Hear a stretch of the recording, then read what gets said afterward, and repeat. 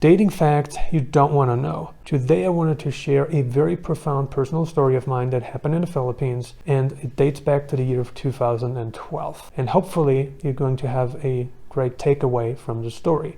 That's what I hope for. Let's get started. So it was the year of 2012, and I had just moved to Malaysia in 2011 and had met a girl, and it didn't work out between us. I ended up going to the Philippines, and I was very heartbroken back then. I was only 23 years old, and I didn't handle breakups too well back then. So I ended up going to the Philippines to meet a friend of mine who I had met on a forum on the internet. And he told me, "Hey, Gerald, why don't you come to this place? Why don't you come to Cebu? Why don't you come over?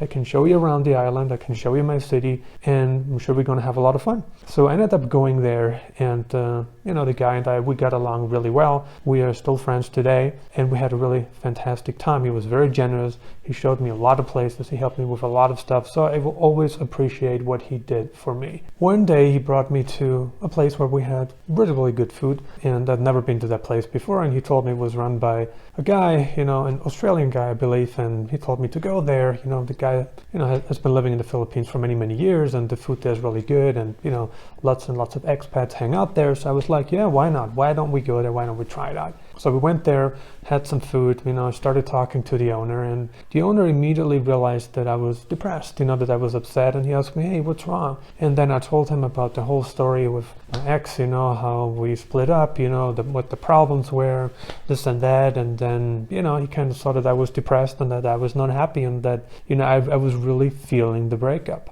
Then he told me, "Don't cry too much. Don't be upset." And then I was like, well, she was my girlfriend, and I loved her, and this and that, all the emotional stuff, if you will. And then he told me something very profound. He said, "Gerald, women are like sand.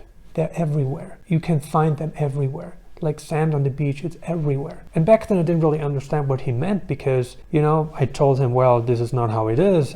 I told him I really like this sand. I mean, what happens if you really like this sand? You don't just throw it away. If you're emotionally connected to this piece of sand, you don't just dump it. You keep it, right? You nurture it. That's what I told him, and he was like, "No, you can always find sand that you like. It's just a matter of time. It's just a matter of putting in the work." And I'll never forget, the phrase that he told me, "Women are like sand on the beach." And then in my mind, I was just going crazy. I was telling myself stuff like, well, the piece of sand that I have is actually very unique. It's 5'3" tall. It has an ex-husband. It has a child. It has a cute mole on the left cheek.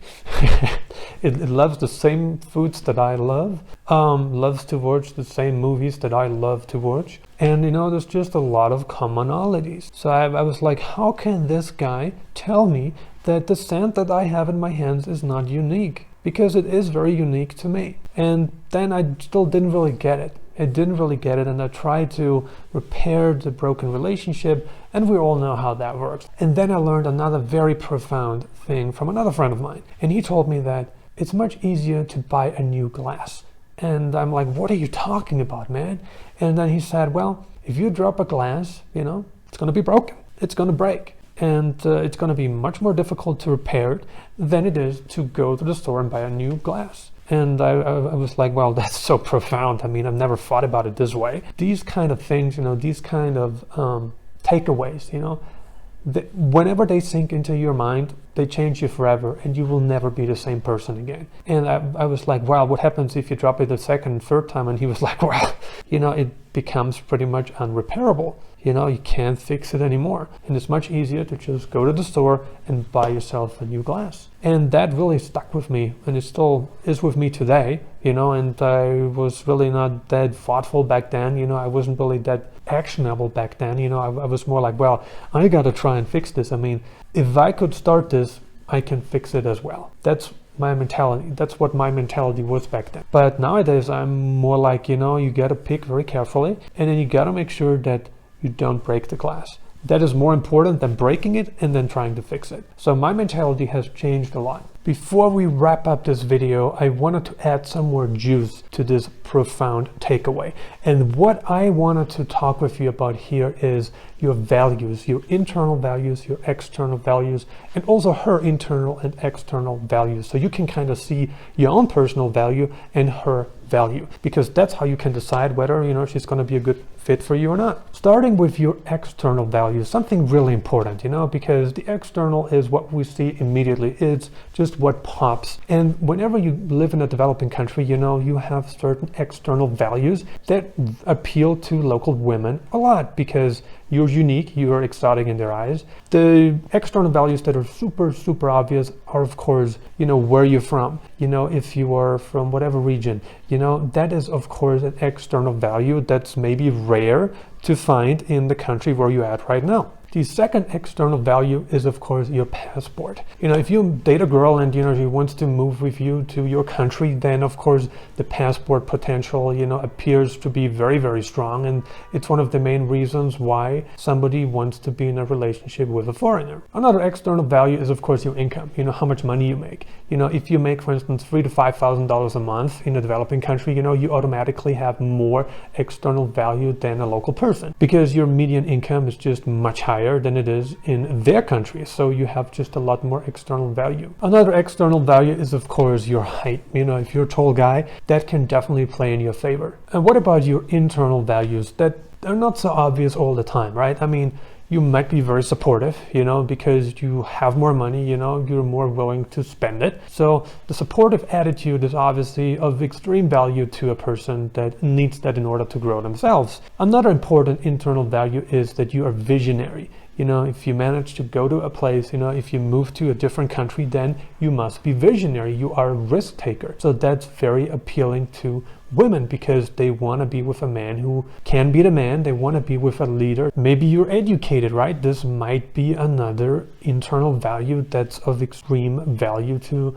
a person because somebody who is educated, and you can have much better conversations with them than you can with an uneducated person. Make sure you always know your internal and external values, because if you don't, you might end up underselling yourself. Always know what you're worth, and you're actually worth a lot more than you think.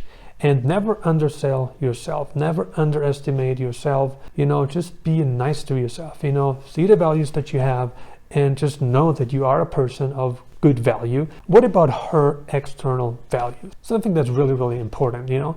Basically for men, what's more important than anything are looks, you know, how attractive she is. And of course, is she tall? Is she slim? Is she feminine? You know, those are all real external values that men want to see in a woman. What about the internal values of a female? What's important here? Or what could she have? You know, usually women, you know, if you go to certain places, you know, they're very feminine, and that's a very important internal value. Another important value is potentially submissiveness. Is she supportive? You know, men, like women, they want to be with a woman, you know, who is supportive, you know, supportive of their goals, supportive of their lifestyle, supportive of what they want, and just supportive of their overall life, because you're going to have your life, you're going to have a mutual life, she's going to have her life. So it's really important that both of you are supportive of each other. But man, yes, they're looking for these internal values. Are there really plenty of fish left in the ocean, like the guy said in the Philippines, or not? What do you think about this experience that I had?